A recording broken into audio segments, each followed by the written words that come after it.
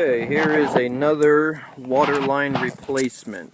Okay, the reason this water line had to get replaced is because it was leaking and actually coming right out at the top of the meter well here and running down the street. And this was going on for a little while. So you can see we've got our trench all dug. This is a much bigger trench than you need to dig if you were to do this yourself. I just happen to have a buddy that owns a little mini backhoe, and this was the size of the bucket, so free is always better than renting. Here's the water meter.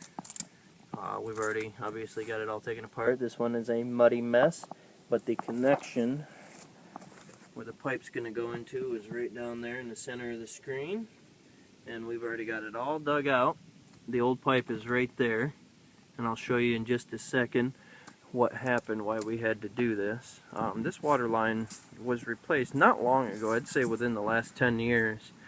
But what happened is, here is, right at the meter, here's the connection that was there. And you can see right here, the line actually split.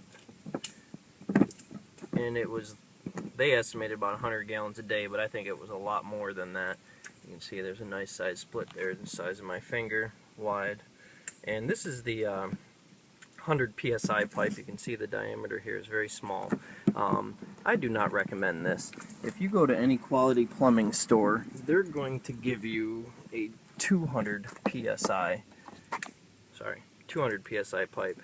And there's the thickness of the 200 psi. Places like Home Depot and Lowe's, they have the 160, which is a lot better, but still nowhere near as thick as the 200 psi. And then here is what we took out of this house, the diameter of it.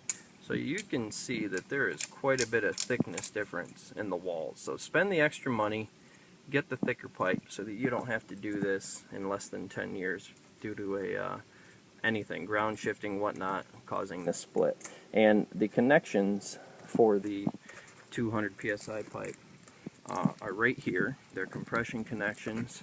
You put one on either end, and you don't have to deal with all that extra. This just mounts right to the meter, right down there. You don't have the iron pipe. You don't have the restricting insert inside the diameter of the pipe that you need to with the hose clamp to go around the barbed insert. This is just straight. The pipe sticks in. You've got this little insert here, which really does not reduce the diameter much at all.